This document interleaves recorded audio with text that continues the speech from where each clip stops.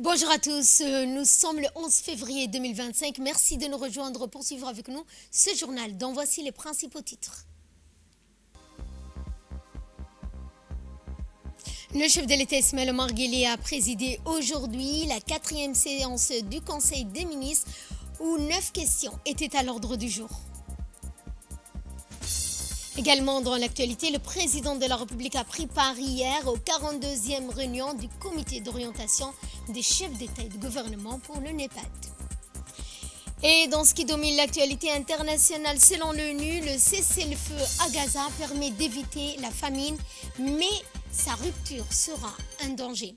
C'était les titres. Place au développement sous la présidence du chef de l'État et chef du gouvernement Ismaël Omar Guelleh.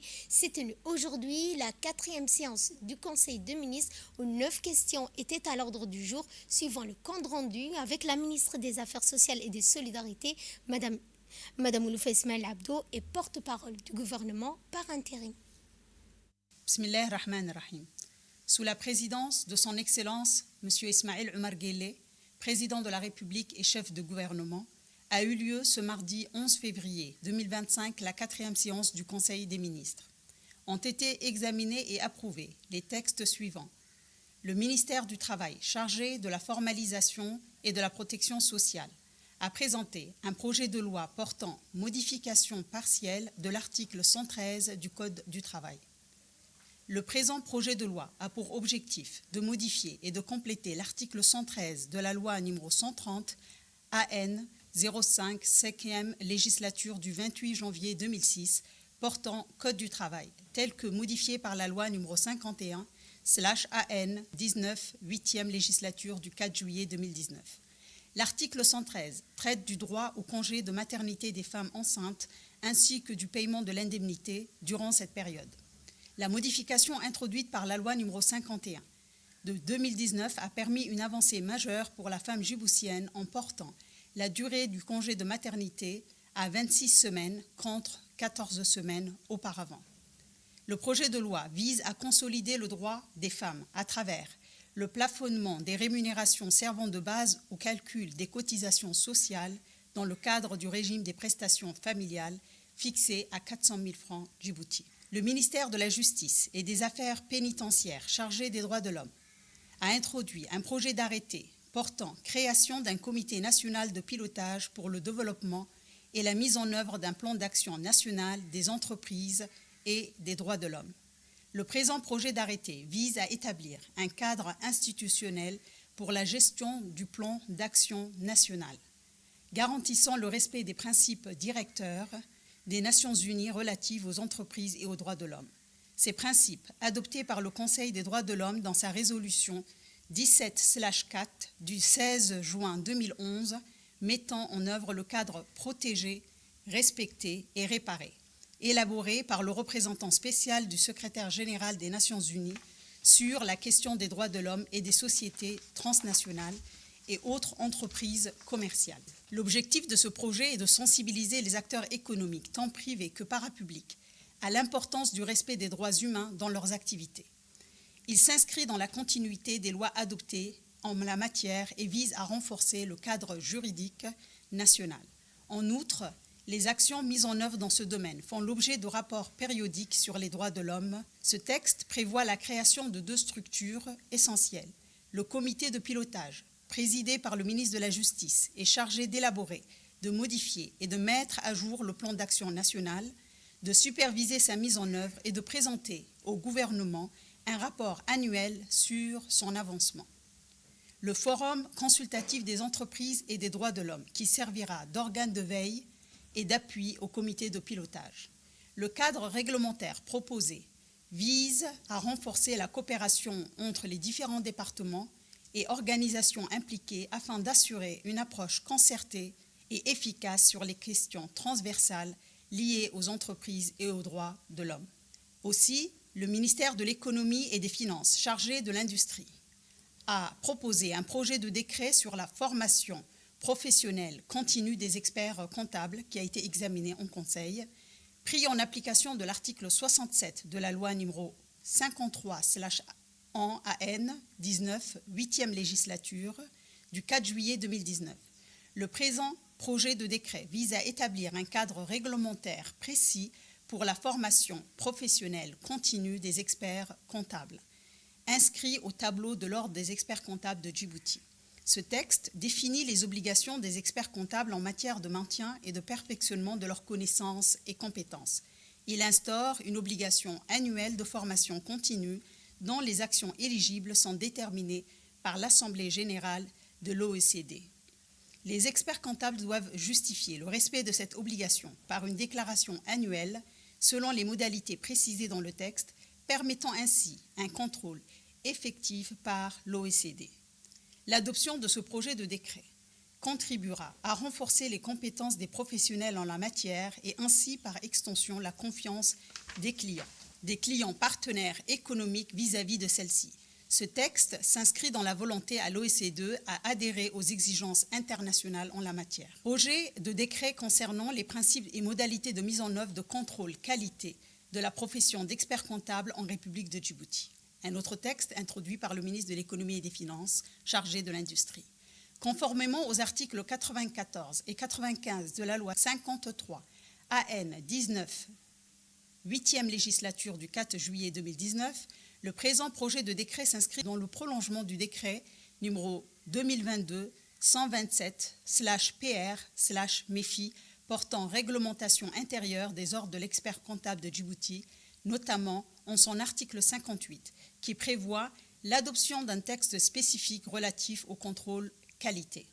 Ce projet de décret met en œuvre des dispositions légales en vigueur qui imposent d'une part une obligation de contrôle qualité pour les membres de l'ordre et d'autre part une mission de surveillance du respect de ces règles par l'ordre.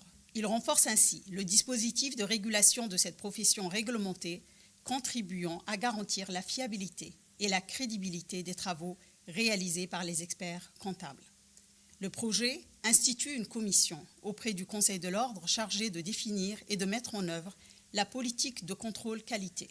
Il précise la composition de cette commission ainsi que les modalités d'élection de ses membres, garantissant ainsi une représentation équilibrée et compétente de la profession. En outre, le texte établit un cadre méthodologique rigoureux pour la conduite des contrôles, en fixant les périodicités selon une approche fondée sur les risques.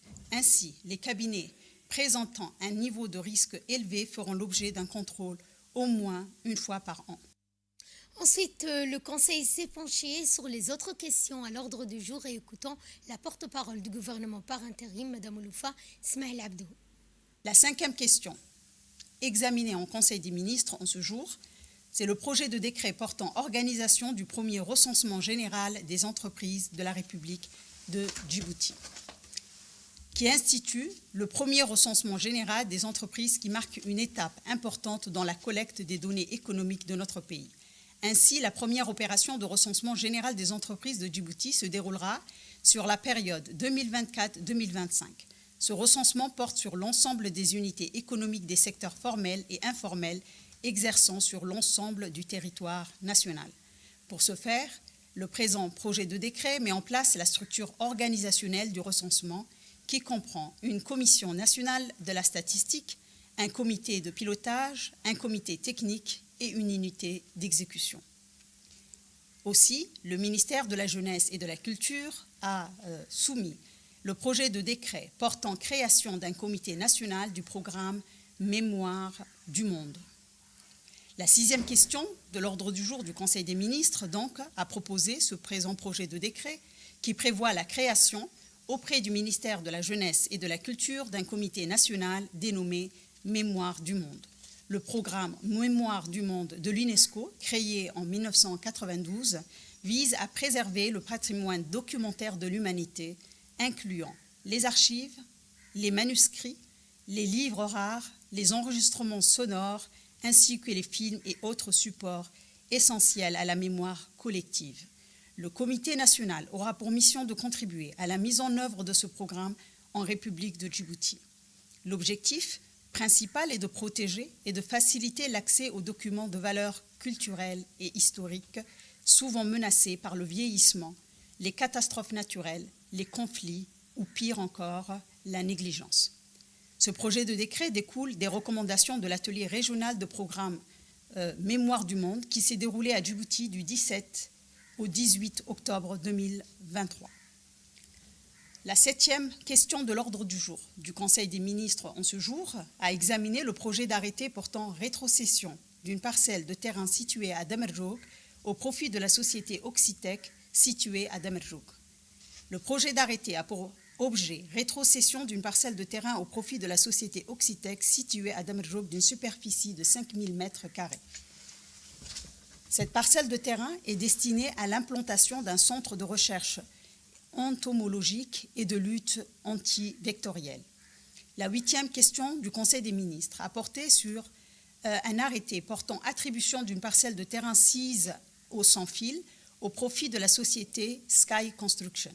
Le projet d'arrêté a pour mission ou a pour objet d'attribution au profit de Sky Construction une parcelle de terrain située dans la zone de sans-fil d'une superficie de 25 000 m².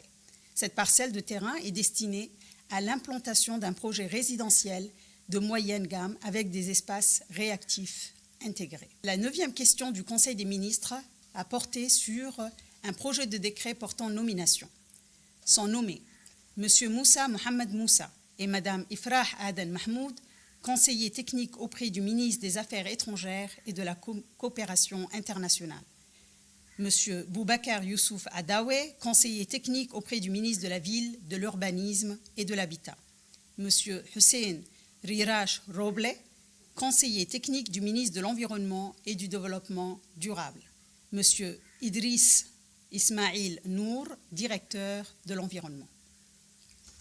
Ainsi, la séance du Conseil des ministres d'aujourd'hui a clôturé par des communications. Le ministre des Affaires étrangères et de la coopération internationale, porte-parole du gouvernement, a fait donc un compte-rendu sur la participation par visioconférence du président de la République, son Excellence M. Ismail Omar Guelleh, à la réunion du comité d'orientation des chefs de l'État et du gouvernement sur le nouveau partenariat pour le développement en Afrique, le NEPAD, désormais connu sous l'acronyme Agence de développement de l'Union africaine.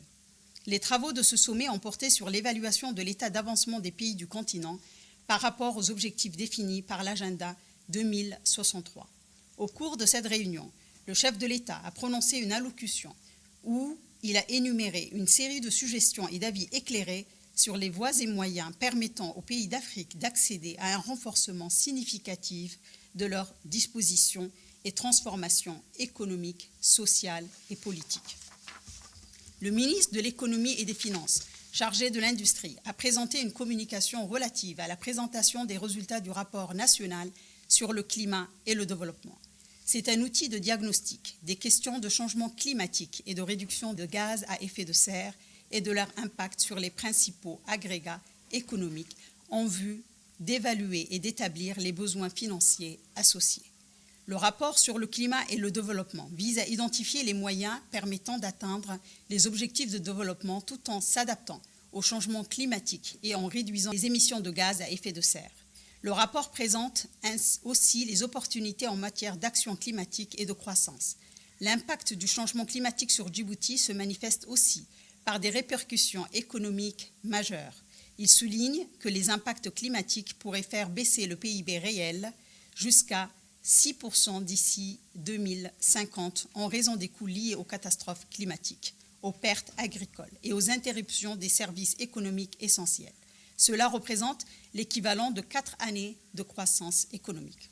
Sur le plan social, les impacts climatiques accentuent les inégalités déjà existantes. Les communautés rurales qui dépendent fortement de l'agriculture et de l'élevage subissent les pertes disproportionnées dues à la sécheresse et à la dégradation des sols.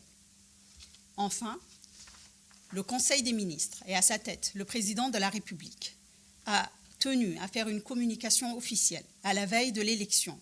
Les membres du gouvernement, à la tête le président de la République, son Excellence M. Ismail Omar Guelleh, ont exprimé à nouveau leur soutien total à son Excellence Mahmoud Ali Youssouf pour sa candidature à la présidence de la Commission de l'Union africaine, dont l'élection est prévue le samedi 15 février 2025, Inch'Allah. Au-delà de l'appui unanime du gouvernement, cette candidature bénéficie du soutien indéfectible du peuple djiboutien, comme l'ont démontré la ferveur de notre population lors des marches de soutien organisées jusqu'à dans les régions de l'intérieur qui voit en lui un leader expérimenté et engagé au service des idéaux panafricains. Son parcours exceptionnel, sa maîtrise des enjeux diplomatiques et son engagement constant en faveur de l'intégration et du développement du continent font de lui un candidat de choix pour cette haute fonction au sein de notre continent. À travers cette candidature, la République de Djibouti réaffirme son engagement en faveur d'une Union africaine forte, unie et résolument tournée vers l'avenir. Cette élection représente une opportunité de promouvoir une vision ambitieuse pour la jeunesse et pour le continent, portée par un dirigeant dont la compétence et la maturité sont reconnues au-delà des frontières nationales et du continent africain.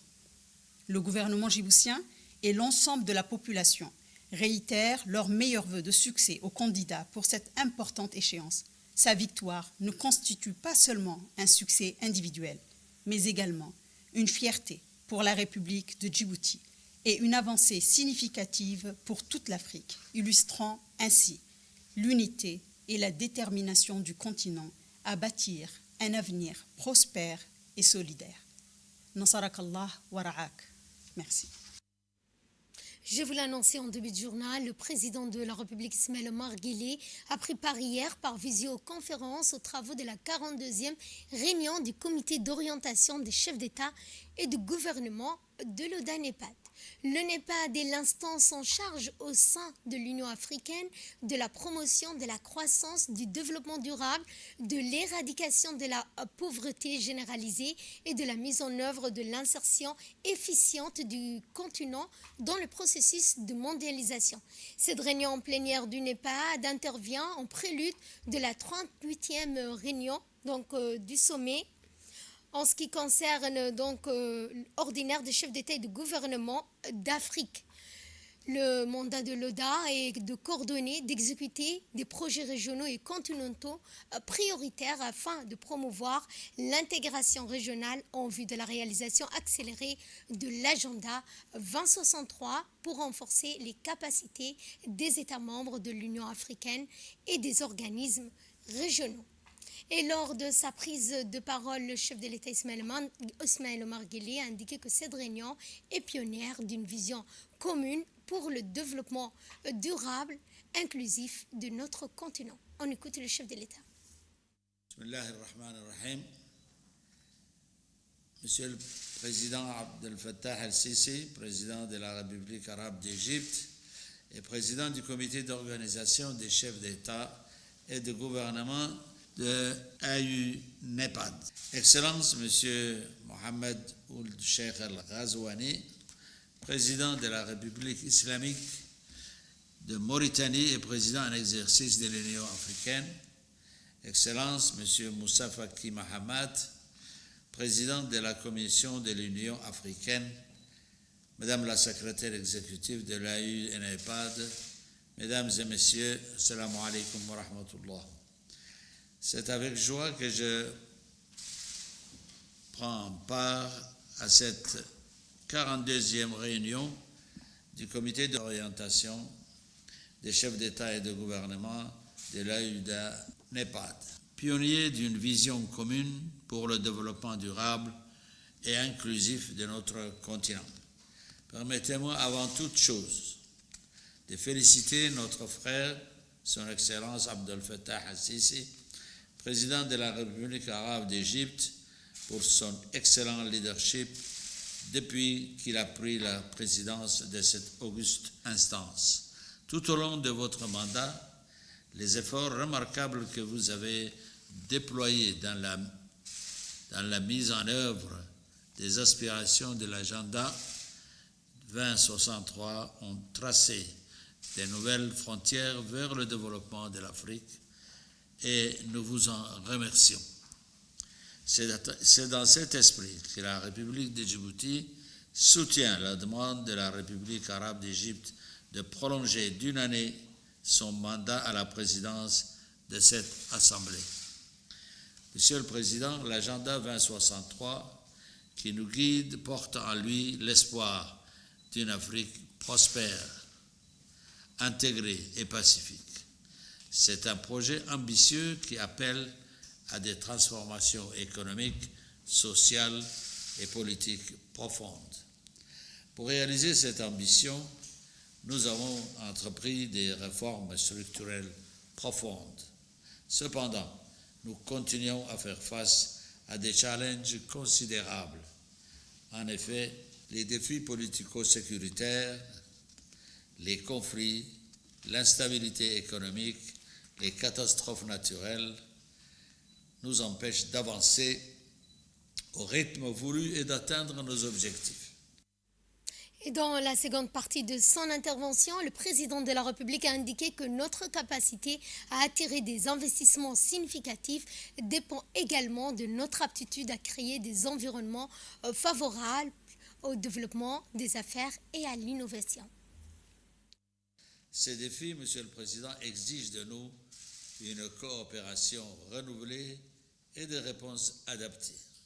C'est tout le sens de la réunion de notre comité aujourd'hui, où nous avons l'opportunité d'évaluer nos progrès et de redynamiser notre engagement envers l'AUDA-NEPAD. Il est en effet impératif d'examiner les modalités qui pourront nous permettre de renforcer la mise en œuvre de nos projets prioritaires. Cela passe par une rationalisation de nos efforts, une meilleure coordination des initiatives régionales et un dialogue actif avec toutes les parties prenantes. Il est tout aussi crucial d'engager des partenariats stratégiques tant au niveau continental qu'international. Dans ce cadre, nous devons veiller à conserver le contrôle du programme de développement de nos pays, car nous avons l'avantage unique de comprendre pleinement nos besoins et les priorités de nos populations. Il est clair aussi que notre capacité à attirer des investissements significatifs dépend également de notre aptitude à créer des environnements favorables au développement des affaires et à l'innovation. Enfin, pour conclure, Monsieur le Président, permettez à ma délégation d'articuler quelques axes de réflexion afin d'améliorer le processus d'exécution de nos projets et de nos programmes, à savoir 1. Renforcer les capacités des CER et des États membres, consolider leurs acquis en matière de données et de statistiques en vue de coordonner et d'assurer le suivi ainsi que l'exécution du deuxième plan décennal de la mise en œuvre de l'agenda 2063. Trouver des solutions concernant les défis majeurs liés au financement visible, viable et durable dans l'AUDA NEPAD en raison des conjonctures économiques et financières mondiales et qui entravent la mise en œuvre intégrale de nos décisions.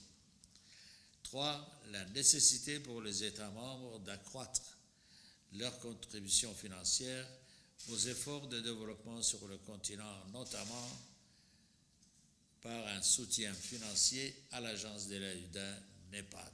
4. Intégrer de manière structurée l'agenda 2063 dans les lois nationales, en mettant l'accent sur le plaidoyer citoyen et l'engagement des dirigeants à tous les niveaux. Renforcer les institutions publiques qui tirent parti des efforts du secteur privé, favorise les consensus national et s'aligne sur l'agenda 2063. Inclure de manière plus importante les jeunes et les femmes dans nos initiatives de développement. Je vous remercie. Dans le reste de l'actualité, le ministre délégué chargé de la décentralisation, M. Kassim Haroun Ali, a procédé hier à l'inauguration de 2 projets d'infrastructures réalisés dans le conseil régional d'Arta dans le cadre du programme ADIL financé par l'Union européenne. La suite avec Meh Mohamed. Le ministre délégué chargé de la décentralisation, Kassim Haroun Ali, a procédé hier, lundi le 10 février 2025, à l'inauguration des 2 projets d'infrastructure réalisés par le Conseil régional d'Arta dans le cadre du programme ADIL financé par l'Union européenne. Le ministre a été accueilli dans une ambiance festive par une foule en liesse, d'abord à Ouéa puis à Arta. Les autorités administratives de la région d'Arta, à savoir le préfet et le président du Conseil régional, ont été le premier à souhaiter la bienvenue au ministre et l'ont accompagné jusqu'à la fin de la cérémonie, comme l'exigeait le protocole d'accueil. La première conseillère de l'ambassadrice de France a pris part aussi à la cérémonie pour représenter l'Union européenne qui a financé le projet à inaugurer. À Ouéa, le ministre a inauguré une maison de l'artisanat dédiée aux femmes artisanes de cette même localité. Cette maison va servir de lieu pour confectionner, stocker et vendre des produits artisanaux. La construction de cette maison entre dans une politique régionale de développement de l'artisanat, de la valorisation du métier de l'artisanat, de la promotion de l'entrepreneuriat et l'autonomisation financière des femmes du village de Ouéa. Et à Arta, le ministre a inauguré aussi une gare routière qui va désormais offrir aux transporteurs une infrastructure appropriée pour organiser l'activité de transport et améliorer les services rendus aux populations. Ces 2 projets vont apporter une nette amélioration des conditions de vie des populations et vont également dynamiser l'économie régionale. Ces projets d'infrastructure s'inscrivent dans une politique globale de développement régional qui découle de la mission confiée au ministre par le président de la République, Ismaïl Omar Guelleh. Près de 19 infrastructures qui ont été réalisées dans la région d'Arta pour un montant de 260 millions de francs djiboutiens. Et ce programme qui a permis de montrer le dynamisme de la décentralisation et des acteurs de la décentralisation. Je souhaite remercier ici notamment Monsieur le ministre de la décentralisation qui ne ménage pas ses efforts pour faire avancer ce processus, ses équipes du ministère de la décentralisation. Et ici, il est utile également de féliciter à nouveau les équipes d'Arta, avec Monsieur le préfet et ses équipes, Monsieur le président du conseil régional avec toutes ses équipes avec lesquelles on a travaillé étroitement pendant ces 5 années. Dans leur intervention respective, le président du conseil régional, ensuite le préfet, ont rappelé l'importance que revêt ce projet. À cette infrastructure structurante qui est la gare routière d'Arta, que nous avons signé une convention de partenariat à la demande des syndicats de bus d'Arta et dont l'inauguration nous procédons aujourd'hui. C'est là votre présence témoigne de l'importance du projet de la gare routière d'Arta. Ce projet va rendre la ville d'Arta la plus belle ville de toute la région en pensant à ce projet de la gare routière qui est aux normes standards. Garage, là où ils vont vidange, graissage, bureau du président des syndicats, toutes les structures sont là. C'est aux syndicats de s'organiser. Cela renforcera le respect de l'environnement de la région d'Arta et de la ville d'Arta. Une gare routière joue un rôle prépondérant dans la gestion urbaine d'une ville en pleine expansion comme Arta. Et c'est dans la mesure où elle constitue un centre névralgique de régulation de transport en commun, un point de retrouvailles, bien sûr, un site d'arrivée et départ pour les usagers du trafic routier, particulièrement le transport en commun. Cependant, nul besoin de souligner que la concrétisation de cet ouvrage qui figure parmi une panoplie d'infrastructures sociales planifiées dans le cadre d'appui au développement local intégré, se veut une réalisation pragmatique qui vise à donner à notre chef-lieu. L'élan d'une agglomération en plein essor de développement, comme vient de le souligner le président du conseil régional. Prenons la parole à cette occasion. Le ministre Kassim Haroun Ali a remercié l'Union européenne pour son appui constant au processus de la décentralisation à Djibouti. Je suis honoré de procéder à l'inauguration des deux grands projets qui vont transformer radicalement le paysage tartare et la situation économique de la région. Des projets qui font partie d'une série de 19 projets réalisés dans le cadre du programme ADIL financé par l'Union européenne. Le programme ADIL est le fruit d'une longue négociation entre la République de Djibouti et l'Union européenne. Et c'est grâce à la vision éclairée de notre président, son Excellence Ismaïl Omar Guelleh, que l'Union européenne a bien voulu appuyer le processus de la décentralisation djiboutienne. Les 19 projets réalisés par la région d'Arta font partie de ces grands projets, qui sont essentiellement des projets d'infrastructure qui vont permettre un meilleur accès à l'eau de la population locale, dynamiser les échanges commerciaux et améliorer les services administratifs rendus dans les régions. Le deuxième grand projet que j'ai l'honneur d'inaugurer ce matin est la gare routière d'Arta, où je me trouve actuellement.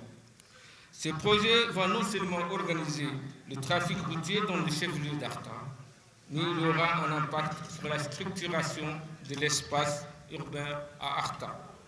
La gare routière sera également une source de recettes financières pour le conseil régional, dont le budget sera rehaussé.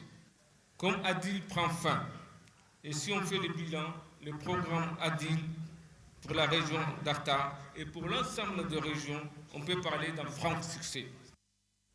Sous l'égide du secrétariat d'État au sport, la Fédération djiboutienne de tennis a ouvert ses portes donc aux élèves de l'école Ma'arif dans le cadre de son ambitieux programme de vulgarisation du tennis. Meh Mohamed nous en dit plus.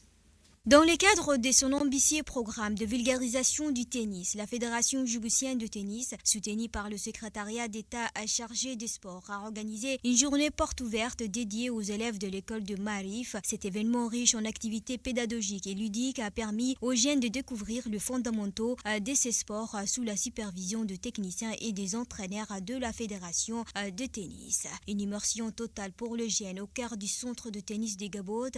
Les élèves ont été initiés aux différentes étapes du tennis, du maniement de la raquette aux techniques de service en passant par la stratégie des jeux en double. Des ateliers interactifs ont été animés par des coachs formés lors du stage Play Tennis, un programme soutenu par la Fédération internationale de tennis.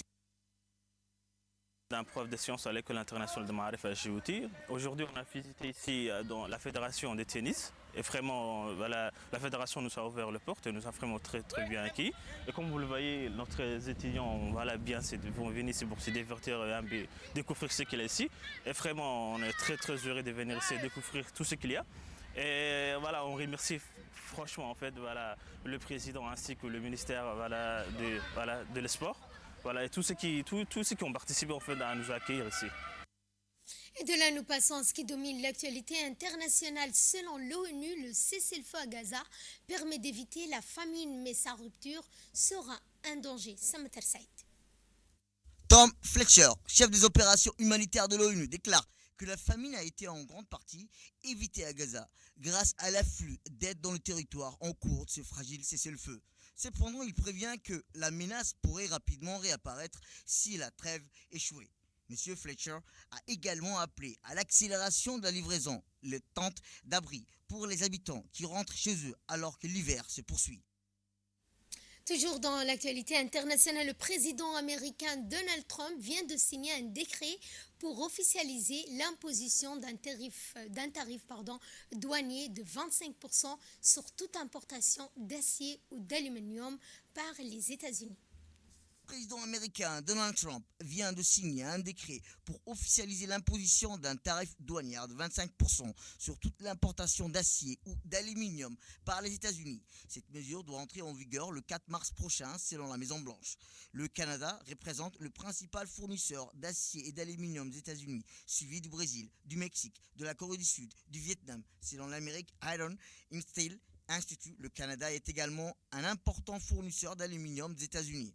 Aujourd'hui, je simplifie nos droits de douane sur l'acier et l'aluminium afin que tout le monde comprenne que cela signifie ces 25% sans exception ou expansion. C'est tous les pays, a déclaré Donald Trump à la Maison-Blanche. M. Trump a cependant confirmé envisager une extension pour l'Australie après des déclarations en ce sens du Premier ministre Anthony Albanese en raison, selon le président américain, d'un excédent commercial avec ses alliés d'Océanie. Nous ne voulons pas que cela nuise aux autres pays, mais ils tirent profit de nous depuis des années et des années, a accusé le président américain, s'exprimant devant les journalistes depuis le bureau ovale. Sur ce, notre journal touche à sa fin. Merci à vous de nous avoir suivis. Excellent après-midi à toutes et à tous.